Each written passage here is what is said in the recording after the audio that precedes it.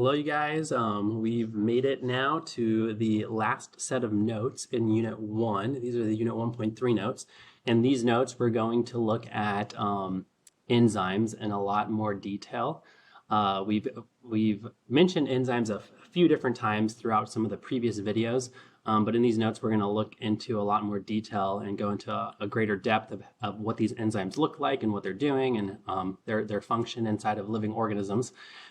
These set of notes are made up of 3 topics, which are each pretty short actually, and so each of these 3 topics should hopefully not be pretty quick and easy to go through. In this video, we're going to look specifically at topic 1, where we're going to focus just generally how enzymes work in general, and so let's take a look at that. So if you remember or recall, when I've brought up enzymes before, I told you guys that what enzymes are doing is they are catalyzing chemical reactions, meaning that they are allowing certain chemical reactions inside of your cells to take place fast and quickly and efficiently. That's the job of an enzyme. And these enzymes, they're proteins. So these are proteins that ultimately take on a specific shape, and their job is to allow these certain reactions to take place inside of your cells.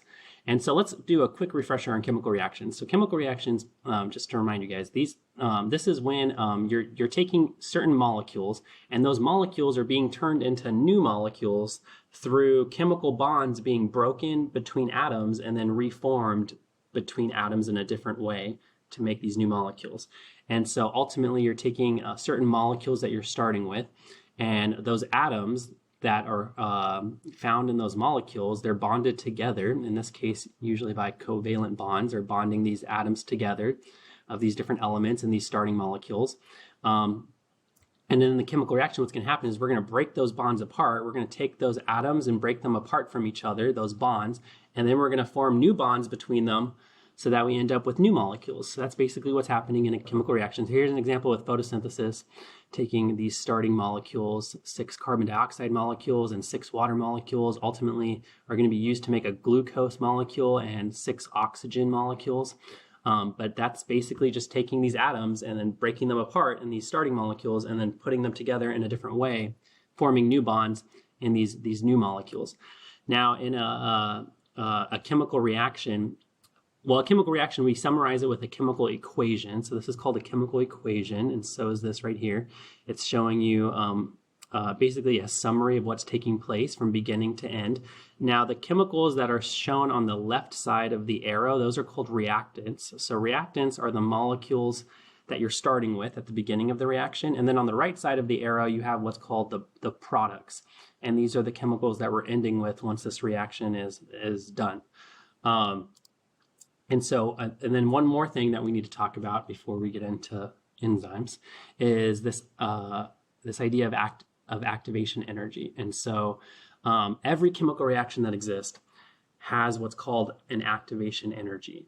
And so, activation energy is this certain amount of energy that the starting molecules need to get to. So, whatever molecules are starting with, there's a certain amount of energy that they initially need to absorb and get to, in order for them to then be allowed to become these new products during the chemical reaction, in order for the reaction to actually happen and for those molecules to now become these new molecules. And so that initial amount of energy that the reactants need to absorb, that's called the activation energy. And every single chemical reaction that takes place in the universe has an activation energy. If you look on this graph, you kind of need to be familiar with a graph that kind of looks like this. This should look a little familiar from chemistry, but this is called an energy diagram, and it's basically summarizing the change in energy that's taking place in a certain chemical reaction. So in this reaction, we're starting with these molecules. These are just made up molecules, this molecule AB and this molecule CD. Those are the 2 starting molecules, and those molecules have a certain amount of energy to start with. So molecules innately have a certain amount of energy just stored inside of their chemical bonds. And so this y-axis is showing you how much energy they're starting with. They're starting with this much energy. Now, ultimately in this reaction, they're going to become these new molecules, molecule AC and molecule BD. And those new molecules have a certain amount of energy, And you guys can see in this case, the amount of energy they have is less than the amount of energy the starting molecules had, which happens sometimes. Sometimes the molecules you end with have less energy than the molecules you started with. Sometimes they have more energy than what you started with. But what is really important on here right now is this bump. And so in order for these reactants to become these products, there's going to be this certain amount of energy that they need to climb up to, that they need to absorb. So the amount of energy that they have innately is not good enough. They need to get to this certain amount of energy first in order for this reaction to actually happen so that they can become these new products. And that is what we're looking at here. That's the activation energy. And look very carefully at this graph, how it's labeled, because this will come up in future questions that I ask you guys. But it's the energy that you're starting with in the reactants and the amount of energy they need to get to at the top of this bump up here on the y-axis. So going from here to here. So that's why this arrow is labeled the activation energy. So this arrow represents the amount of energy that these reactants need to absorb in order to get to the top of this energy barrier to get the amount of energy they need for this reaction to take place. That's the activation energy. Be careful because a lot of students think that it's like from the bottom of this graph, like from down here all the way up to here. But that's not the activation energy because you're not starting with zero energy. You're starting with a certain amount of energy in these reactants, which is this dotted line right here. That's how much energy you're starting with. And you need to get to the top here of this bump. So that's the activation energy for this specific reaction shown in this diagram. And every chemical reaction is different. It has a different amount of activation energy that's required. Some chemical reactions have a very large activation energy, so they have a huge bump. There's a lot of energy that the reactants need to absorb in order for the reaction to take place.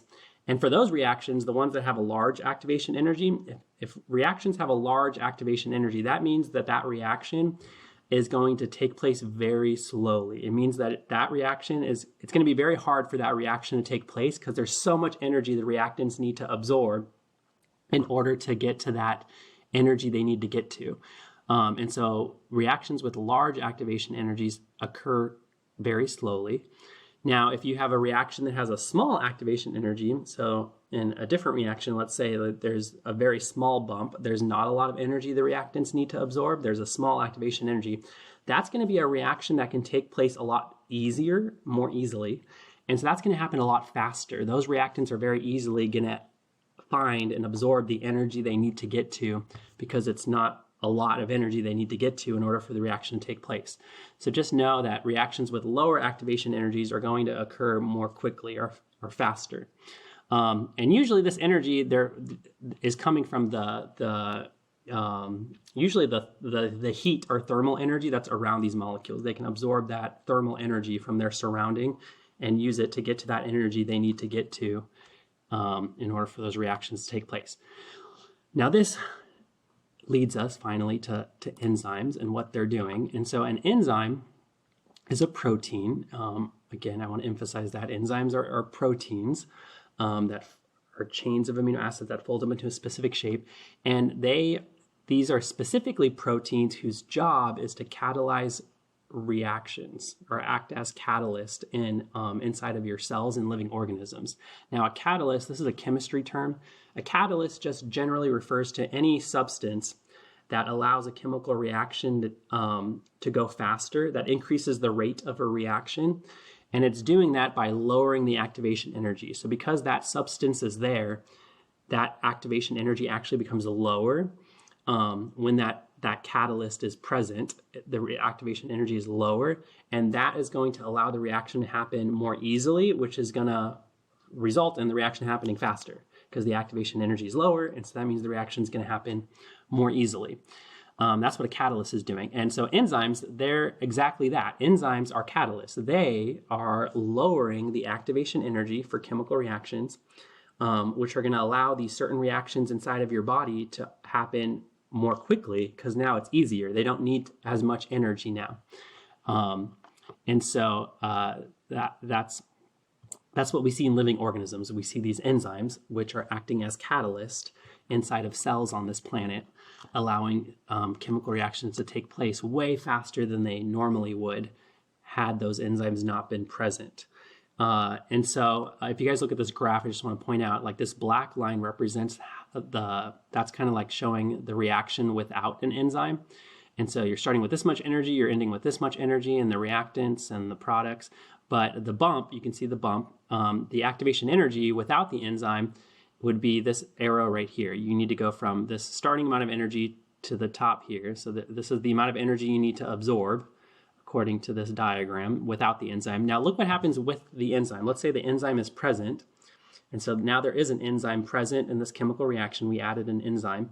And that enzyme, what it does is it's represented by this red line here. It's going to lower that bump. That's all it's doing. It's lowering, it's not changing how much energy you start with or how much energy you end with. It's just lowering the activation energy, the energy barrier that you see on this graph. So now instead of needing this much energy, you only need this much energy, which will result in this reaction happening faster because it's going to be easier now for those reactants to get to the energy they need to get to in order to become these new products. So that's ultimately what enzymes are allowing to happen inside of your cells. Now, in terms of their structure, enzymes, like I said, these are proteins, which are chains of amino acids, all these different amino acids that were bonded together, and that giant chain of amino acids, it folds up into its primary, secondary, tertiary structure. And so you have this folded up polypeptide that takes on a very specific shape. And that shape is going to be ultimately what allows, so here's let me move my little picture here. That protein is going to fold up into a very specific shape, kind of represented here or down here even. And that shape is what's going to allow it to catalyze specific chemical reactions inside of cells. And so let's see, where should we start? Let's start with the fact that, so this shape that the enzyme takes on, it's going to have there's going to be a very special region on the enzyme's shape called the active site.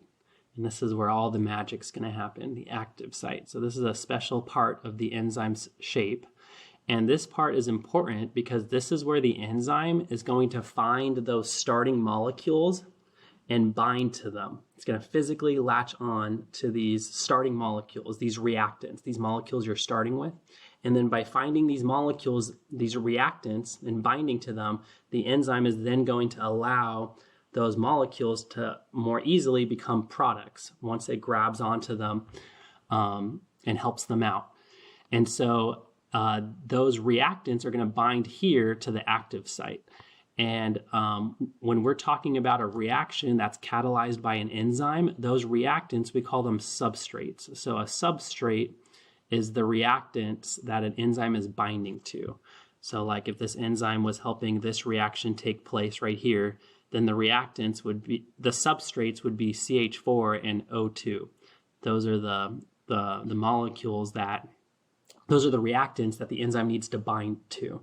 So the reactants, we call them substrates. That's what the enzyme is going to latch onto. So that's the starting molecule, the molecule you were starting with, which is going to bind to this active site. Now, when it binds to the active site, it forms what's called an enzyme substrate complex. So here's the enzyme, this purple blob. Here are the substrates, the reactants, the starting molecules that it's going to bind to, and it latches onto them. And enzymes, when they latch onto substrates, they form what's called an induced fit, which is when the enzyme changes shape a little bit once it binds to the substrates, and it changes shape just slightly in a way that kind of embraces and latches onto the substrates, basically so that the substrates don't easily fall off before the reaction is done. And so you guys can see here's the enzyme to start with, but once it binds to the substrates, you can see it takes on a slightly different shape once it binds onto those substrates. And this is going to help it keep hold of those substrates. And then something magical is going to happen where now those substrates can interact with each other and form these new products. These bonds are going to start breaking and reforming, and then they're going to become these new molecules. And then once that happens, the enzyme will let go of them, and now you have these molecules you're ending with. And so basically that's how these enzymes are catalyzing these reactions. They're binding to the reactants, the substrates, and then allowing them to become products. And then that enzyme can then redo that over and over and over again, because during this reaction, if you look at this picture, this purple blob is not actually being changed or used up during the reaction. So from beginning to end, this enzyme is staying the same. So it's helping the reaction take place, but it's not actually part of the reaction. The substrates, these chemicals are changing into new chemicals, products, but the enzyme itself is not chemically changing, and it's not being used up. It's not like a one-time thing. So these enzymes, they can catalyze a reaction and then do it again and again and again and again. Which leads us to the end of topic 1, which is this idea that enzymes are very specific. So enzymes have a very high specificity, which means that they can only catalyze very specific chemical reactions. And so there's only one reaction that they can help out with, and that's it. There's not all these other reactions that enzyme can also help out with. It's only one type of reaction that enzyme is responsible for. So inside of cells, there's thousands of different enzymes being made, and each of those enzymes are controlling their own very specific thing. And it's very, very, very specific. I'll give you a couple examples in a second. But basically, the reason it's so specific is because enzymes have a very specific shape that they're folding into with a very specific active site, and that active site can only bind to a very specific substrate. And there's not a bunch of other chemicals that it can bind to, only a very specific molecule or molecules that it can latch onto. And so those substrates, they bind to the enzyme. So here's an example of a substrate, the starting chemical, and then here's the enzyme and its active site. That active site has a shape that's compatible with the substrate, but it also has certain chemical properties that are also compatible with the substrate. So what's going to happen is when the substrate binds to the active site, there's certain weak interactions that are going to form between the substrate and the active site that are going to help them bind together.